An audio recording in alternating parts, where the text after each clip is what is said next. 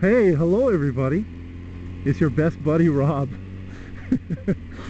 I am back on the bike. And I'm back in Honolulu, by the way. I came back with my car battery dead. When I got in my car, I found that the battery was the car was completely dead. And I looked up and my map light button was depressed, and so the map light button had been on the whole time, therefore draining the car battery. And shoot, I don't know if I should just get a new battery altogether or if I should get a car charger. Now if I get a charger, that would mean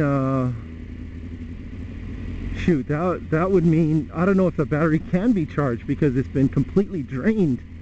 It isn't just dead, it is, I mean, kaput.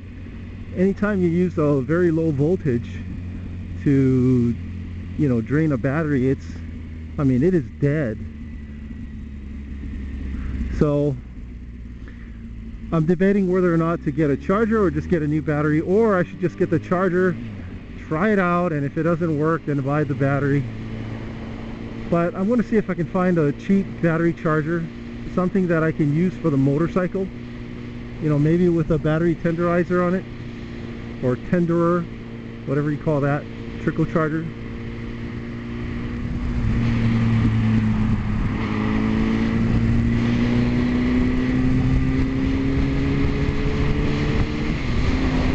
And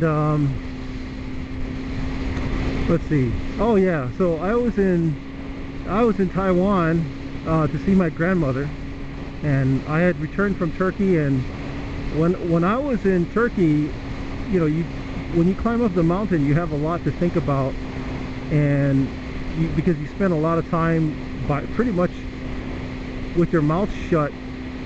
That is, you're breathing but you're not talking, because when you talk it interrupts your breathing, so you usually just don't talk, and you just everybody quietly climbs and thinks to themselves whatever thoughts they have. Anyways, you just have a lot of time to think, and when you're in the tent, you basically have all that time to think for yourself. I mean, you do talk with people when you can if you're sharing a tent, but for the most part you're alone, or you just kind of run out of stuff to talk about, or you want to let the other person in the tent have a rest rather than bugging them. And so what would happen is the workday would start at 9 a.m. You'd get up at 8. The sun would rise like at 4:30, 5 o'clock, but it's just, even though the sun would come out, it's still too cold to work or get out. So you'd come out like at 9 a.m. and you'd hang out till 2, and then that would be and you need to get in the tent before 4 p.m. by 4 p.m. Otherwise it just gets too cold. You really want to be in the tent by 4 p.m. So basically you're in the tent from 4 p.m.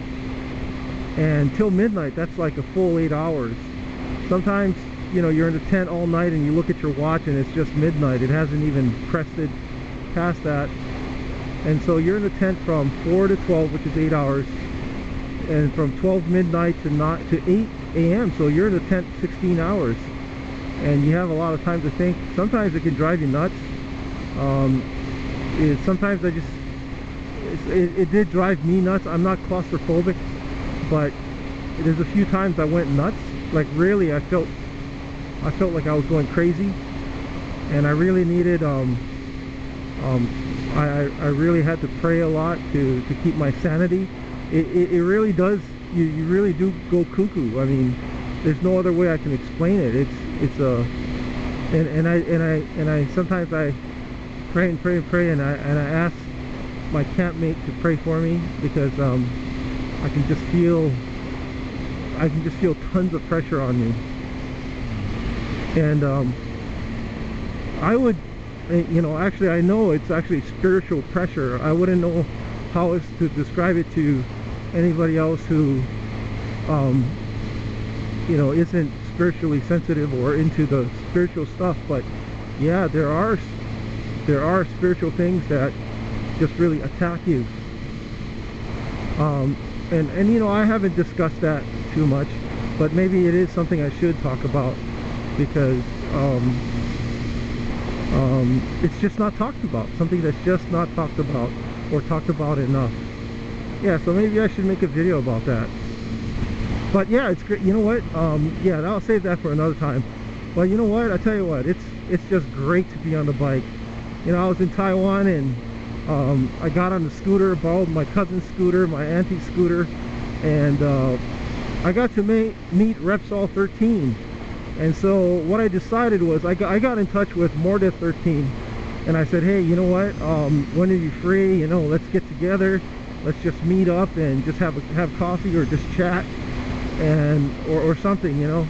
But anyway, I never made it, because I had to return back in a hurry. They needed me back here in Hawaii for something, and so I had to run back, and I had to cut my vacation short. I was intending to stay there for a month, and I ended up staying there just 17 days, I believe, or something like that. Yeah, I ended up staying there like super short, and it was a bit of a disappointment, but hey, what the heck, it's okay.